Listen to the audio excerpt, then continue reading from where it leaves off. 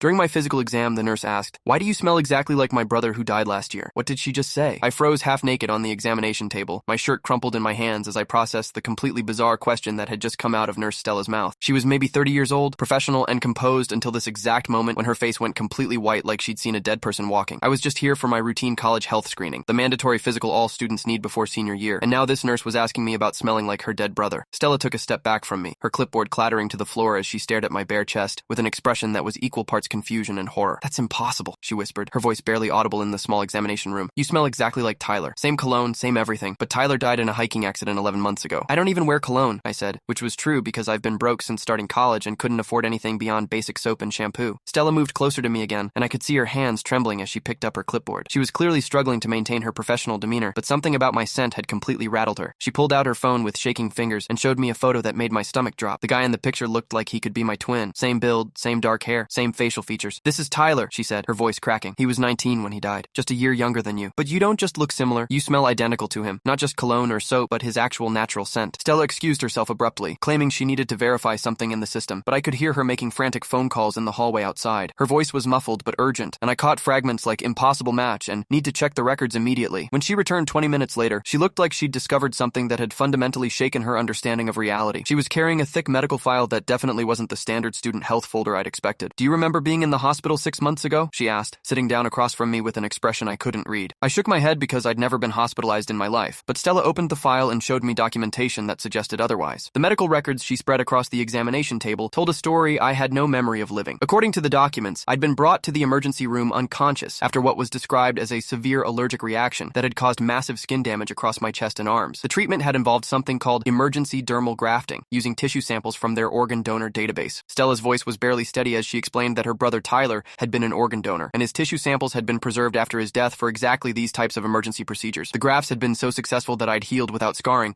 but apparently my skin now carried Tyler's biological signature, his scent, his chemistry, his DNA markers. Stella's investigation into my case revealed something far more disturbing than a routine medical procedure. The hospital had been conducting unauthorized experimental skin grafting procedures on patients who'd been drugged and brought in unconscious, using them as test subjects for advanced reconstructive surgery techniques. I hadn't suffered an allergic reaction. I'd been deliberately targeted, sedated, and used as a guinea pig for testing Tyler's preserved tissue samples. The emergency procedure had been completely fabricated, and my memory of that time period had been chemically suppressed to prevent me from remembering the unauthorized surgery. Stella had discovered similar cases involving 5 other students who'd received grafts from her brother's tissue donations, all of whom had no memory of their supposed medical emergencies. The smell that had triggered her recognition was actually proof that pieces of Tyler were literally living on my skin, making me an unwitting carrier of her dead brother's biological identity and evidence of a massive medical experimentation conspiracy.